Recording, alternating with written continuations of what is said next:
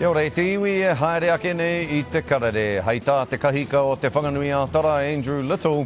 Ka ria I paku whakamohio atu he raru kei te pūnaha tātari hamuti o Moa Point I mui te rerenga o te parahamuti ki te waitai I te rā wiki. Ko ia te minita whakawhanake rohe, ko matua Shane Jones te ingoa, ko ia tā tātou manu kura tōranga pū o te rānei. Kua tai atu ngā whetū piata ta Māori o te NRL ki Waikato mo te kēmu ātau. Ki te iwi moi o Ahitreiria, ka tū te tākaro nei ki FMG Stadium kirikiri roa a te Hanarei.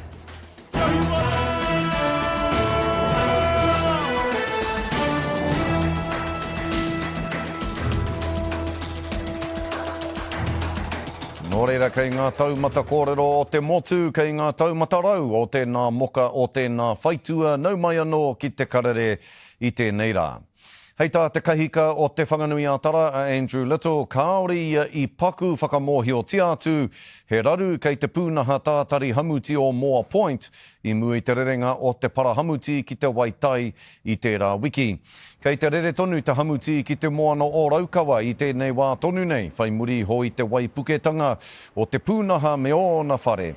Hei tā Little, kua whakai te kāwanatanga kia tū he Rōpū motuhake ki te whakatewha I a hatia. Ka ātatirohia te wai o te whanganui ātara me te pūnaha tātari hamuti e whakahaeretia nei e violia. Hei tāna me wawe hoki te tīmatanga o te whakatewha nei, kia mohio pūai, hea te he, I hea rānei I hapa ai. Engari, mā wai te whakatewha e utu, koe rā ke te pātai I te neiwā. The benefit of an investigation or inquiry is that its job is not to apportion civil or criminal liability, it's to get to the bottom of what actually happened. Then once we know that or have a good idea of that, the various parties can work out what happens after that. But the critical thing is to know what went wrong, get the plant back up and running, and then we'll sort out the aftermath later on. Hei tā Andrew Little, hei roto I nei rā tata nei, ka āta noho ia ki te kāwanatanga ki te whiriwhiri huarahi whakamua. Nā, I taki hui atu ngā Rōpū haka o Te Whakatōhea ki runga o te rere marae I ngā rangi tata nei, kia hāpati tahi, kia waiata tahi I mui te whakataetai ārohe o Mātaatua hei te toru wiki. Kei wainganui a rātou ko ngā tauhou, ara ko te Rōpū o Te Whakatōhea. Hei tā tētahi o ona kai arahi ko te āpitihanga o tēnei kapa hou, he tohu o te ora o ngā mahi haka I roto I te iwi. Anei ngā kōrero I kohi ake e āwhina kūrei. E tuku te reo karanga o Potiki mai tawhiti kinga, wā tātou kapa haka katoa o Te Whakatōhea. I puta te karanga, I tai mai, kua tātou kapa haka. Tuatahi ake mo te hāpati. Anō ke ko ngā kaue mate, kia whakakotahi mai ki runga I te reo karanga o tō tātou kaupapa. Anō hoki kia mihi atu kia rātou. Rātou kua nunu me atu ki te pō rātou ngā mate o te wā. O te rau tō tātou iwi. Anō reira, koe nei te atahua o tēnei whakakotahi nei. Me te mea hoki e rima ngā kapa ka tai atu hei whakakanuhi I te Whakatōhea ki roto o nā tiawa mō ngā whakataitai kapahaka o Mātaatua. E koanga ngā kau Anei a Te Whakatōhea e noho nei I roto I te pipiritanga o te kotahitanga. Nō reira he mea nui. He mea nui tēnei I te mea he iwi tuatahi. Kai muri rawa mai ko nā mahi haka o te whakataitai. He iwi ringatu a Te Whakatōhea. E te hāpati me haere tonu. Ka tika hoki, mā te reo hāpati o te ringatu, te iwi e whakakaukau. Ara ia te kōrero a tā apirana e tipu e rea mō ngā rāo tō ao. Nō reira, ko tahi rau ono te kautau a Te Whakatōhea e noho ana I raro I nā tāmitanga o nā take raupatu. I tēnei tautonu, ko ara anō te tahi kapahaka hou, o tira he tohu, kai te whanake haere a Te Whakatōhea, kua piki haere ngā nama o ana mema a iwi nei, he tohu tēnei e ora ana Te Whakatōhea, me ana uri huhua. Ko te ara mai o a mātou tamariki e tohua ana i te ora pai, i te ora marika, rire o tēnei mea te kapa haka ia te whakatohea, me te taira anō hoki e pū nei i ana. Ngā kupu whakamutunga i runga i te iere, o te kaupapa i te ata nei, nā te kāhau tū tonu, tēnei whakatauki e mea ana, e roi te whakatohea i te roi a tini rau, anei rā te mahi a te tangata o ngā kapa haka, toko rima, Mātaatua, kia tūpatora. Hei muri ake ngā whakatairange e tiwi, kua tai atu ngā whetū piata ta Māori o tēnā reo ki Waikato mo te kēmu a tau. Ki te iwi moi a Oahi Tradia, ka tū te tākaro nei ki FMG Stadium, kirikiri roa a te Hanarei.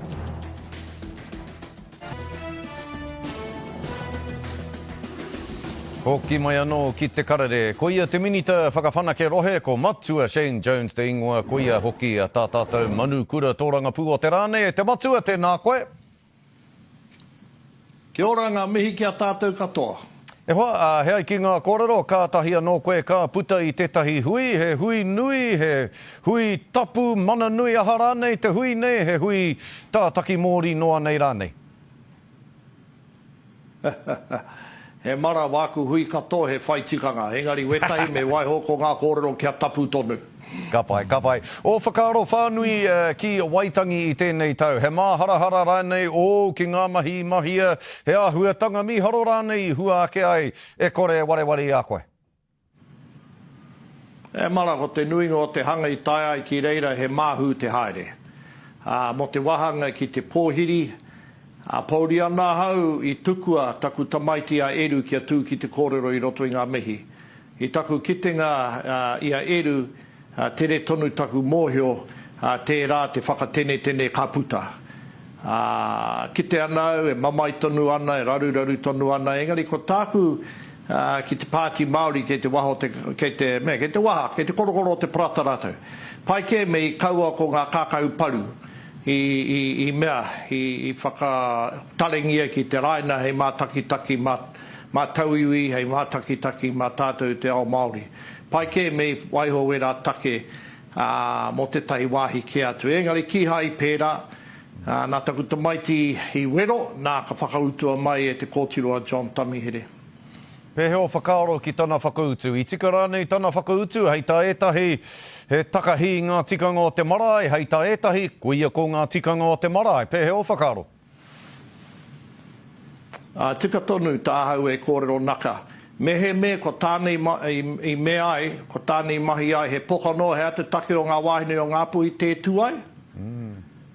Hea take o rātou mau i ngā ka praike te huero, ka mutu, ka amuamu, mo te wā i tuai, i nanai, i manawa wera ai te kōtirora, i te korengo o ngā wāhine o ngā puhi i tū, mā koe titiro horekau he raruraru o ngā mahi o ti aia. Engari, i reira tāu e whakarongo ana ki te kōrero a Rāwiri Waititi, me te wairua pai o ana kōrero. Anō nei i te whakatōia, i te kākano o te rangi Māori kia eru, kia ngā puhi, kia Māria meno. I reira i e whakatoa nei tērā kākano kātahi ka takatakahia e tana wahine. Anō nei, ko Rāwiri i roto i te whare o rongo, ko tana wahine ka whakaoho i atu mā tauenga. Nānei tū. Me he hoia i runga i te marae, ne? Te marae o tū. Nā ko rongo kei roto i te whare. Engari, māku te tei kōrero ki a tātou. Pai ke me i kaua tēnā take i maua ki roto i ngā mihi i whakalite ai mo te whakatau i te whare pāremata. Nā no te tūranga mai o te tamaiti rā, tahi ka puakina mai e ia, te mamai, te nawe, ngā take e were tonu ana i wainga tonu i tana whaia, wainga tonu i wana kai taunaki me te pāti Māori. Horakau e hoho ana, pērā rawa te whakamutunga. E hoa, kia ngā kaumahaki mai i aku pātai huhua mo te pāti Māori, engari a koe no te Rōpū Aotearoa tuatahi, engari e hoa, e kia ne etahi ko te nera tēnei ki te kāwhena o te pāti Māori, e kore ora ake i tēnei mahi nai nei, ka mutu ko mane tāhere o te runanga o ngā puhi e kia na ka nui tēnei e te pāti Māori, e kore mātou e hui kia koutou i nai nei, ai rānei ko te mutunga ia tēnei o te pāti Māori. Te hanga nei toko whāke ngā hoiho. Toko whāke ngā reo, ka tū, whakataitai ai hei te paunga o tēnei tau. Ko ngā kākāriki, ko reipa, ko Maria Meno, me tētahi kanohi mai te Pāti Māori. Nā, me mahara tātou. Mā totoru ana te tatau o ngā pōti kei te uru o Tāmaki, mā totoru ana te tatau o ngā pōti kei Wāhanga tonu i a mātou i te nota, te mata mai i muri whenua, huri atu ki Kaikohe, nā tainoa ki Wāngare. Kei kona te mātotoru i Wāhanga tonu i a mātou i te nota o ngā pōti. Nā, ka kore e oti awai rānei te pupuru i tērā tūranga, hei muri te kaute o ngā pōti ki te kore e maha, e tini, e pururu ngā pōti mai Tāmaki Makaurau. Pātai whakamutunga ki a koe te matua mō Waitangi, i te whakarongo au ki tō whai kōrero i te wā o te pōhiri, anō nei te ahua pāma mai koe i tā te Māori kōrero mo te kāwanatanga me te kiake he tani whā upoko toru koutou o te kāwanatanga. Hea te mate o tērā kōrero mō koutou, ko te tani whā ia, te tohu o tātou te Māori, nō reira, hea te mate o te ki he tani whā koutou? E hoa te take i ahua ngoi kore ai i āhua pauri ai hau, rō rawa we nā mihi. Rō rawa te tukunga i te whakaro. Ka mutu te nuingo aua whakaro, hari te kua pene me te prawa ko heka marika. Ora kau he me hau. Ka mutu ki te kore te karauna e puta mai, ka kōrero a ngā puhi ki awai, ka kōrero a ngā puhi ki ai anō.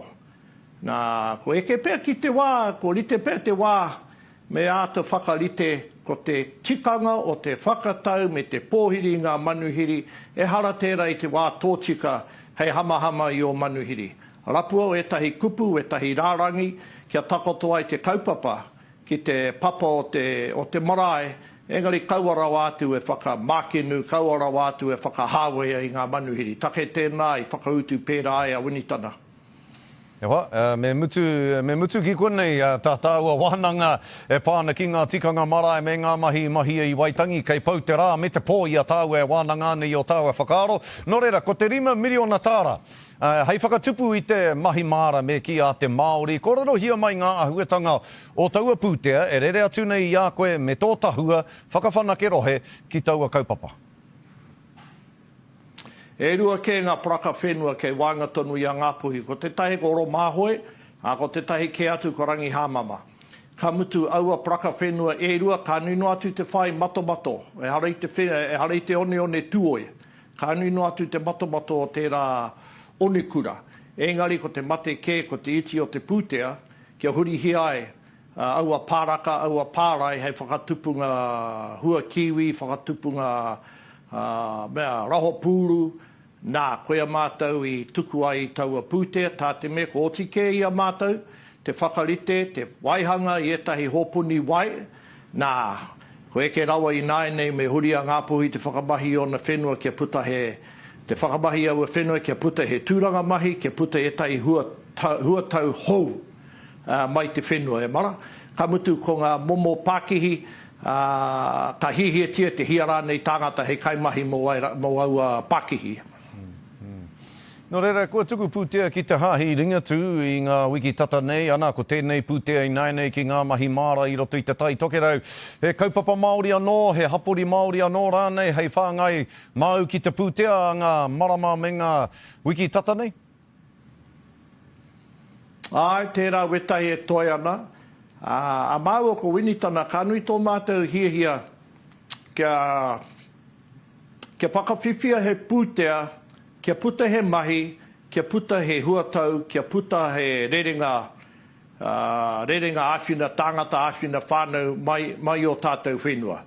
Rakau mātou e pai ana kia whakapau e mātou ko ngā moni hei utu i ngā nama mo te kaimahi nahe anō. Engari tiruhia me pēhea rānei te whenua, whakamahingi ai me pēhea rānei te tongi, e rui ai ki runga i rā whenua, kia āhua whaihua ai, ne? Ki te pērā, kāre he raru mo te tuku pūte. Ko tātāngi e te ao papāho, kore mātou e tuku ki raro mehe mea whakapau ana te pūte mo ngā āhuatanga pērā. Ka pai matua, hei whakakape ake te poari pua, hei whakahohoro, me tā rātou whakahei te tono a Trans-Tasman Resources, kia maina hia e rātou te papamoa nei waho atu o Pātea. Kei te riri rānei koe, kuia te whakataua taua poari.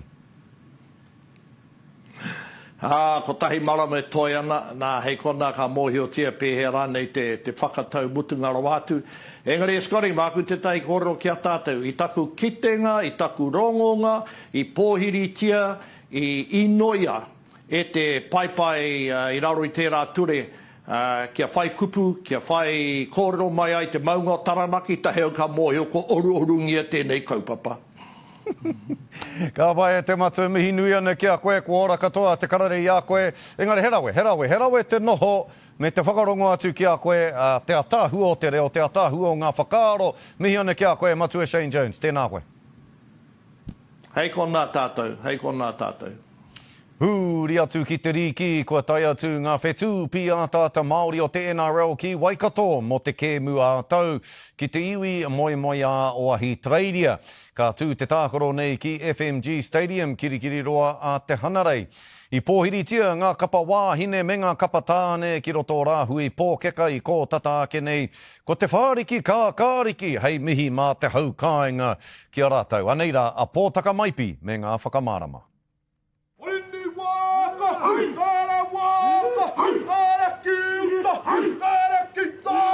I tai mai te tīmariki Māori ki te kāinga. I guess like a lot of us in Australia now, we moved over there for opportunities. But I think the one thing that remains the same is our culture. And this is what this week's all about. It's about coming together as one for the same purpose to create an opportunity not only for ourselves but our whānau, our friends, our rangatei, and our hapus, our iwis.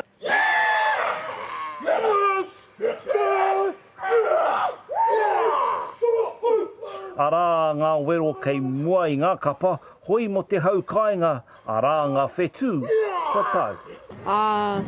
James Fisher Harris, Dallin Watene, Chancellor Kuklostag, and me Adam Pompey. Nei rā ngā toki I whakaingoatia ki roto I te kapatāne, arā noa ngā whetū wāhine Māori no te NRLW hoki I tai mai. He wiki miharo tēnei. Kua wāroa e tatari ana mo tēnei mai tērā tau. Kāre I te tuki te mahi I tērā tau, so ko te mea nui, ko hoki mai ki te kāinga, kei wainga nui I tōku nei hāpori. Hi kaka marika te ao Māori iwi take hoki ki tēnei tukinga tuarua ki roto o Aotearoa. Absolute weapons. To name a few, obviously Casey McLean, we've seen him on the world stage in the Kiwi space, young Māori boy just doing his thing. Obviously Keanu Kinney would be here. We're also seeing what he does on the big stage as well, and then we've got some old stages, man, that are just OGs of this space. Chance, Dallin, Fish, Britain, boys that have captained, this All Stars game and captain in this Māori space. So to have a bit of mix of young and old, a great opportunity for all to be involved in. I wainga I ngā kapa riki ko ngā kapa pāwhutu pōro Māori. Kia tino hono tahi tātou. A kapa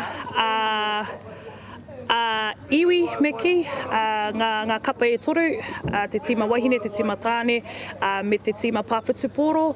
Kia nei ko tērā te tino kaupapa mōku kia te tuki, ma ia kai tākoro ki roto ki raro I tō tātou nei kaupapa, ka taia te hoki ki te kāinga me te whakaaro, ahakoa keiwhea, ahakoa I whānau mai ki konei, ki kora rānei he Māori ahau. Koira taku tino wawata mō tēnei wiki.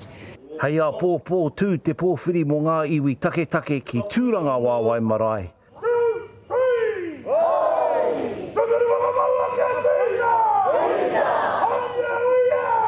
Pōtaka maipi atu I wāhi pā, te karere. No ia tātou e kōrero rīki ana I wā te kapa Brisbane Broncos hoki I te whakatau a ngā toki e rua kia wehe I te kapa a te mutunga o tēnei tau. Tuatahi, ko Adam Reynolds tautohito te kapa kai whakarite hoki I te mahere tākaro, ana ka ritāia ia a te mutunga o te tau NRL nei. Ko ia hoki te kai urungi I te kapa o Piripane, koe nei tana tau te kaumā rima, whakamutunga hoki ki te NRL whai muri hoi tana arahi I a rātau ki te taumata whakaihu waka I te rātau.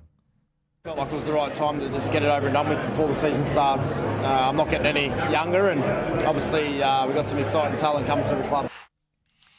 Ko te toki tuarua ka wehe I te kapa, ko Pou Tukituki Payne Haas, ara ka hono ia ki ngā Rabbitohs a te mutunga o tēnei tau. Ka mahu e tana hono atu ki ngā Manly Sea Eagles. A muri ake I ngā whakatairanga e karema ko ngā huarere o te wā.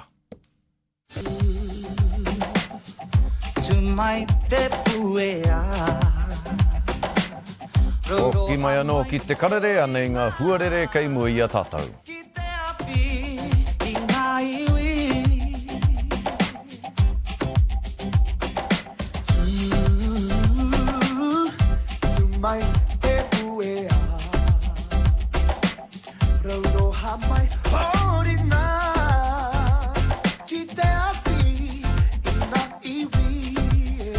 Whakamaro ke kākahu a te taite, kaua a te paraire. Koe nā tātou kohinga kōrero mō tēnei rā tūrou parea, tūrou Hawaiki.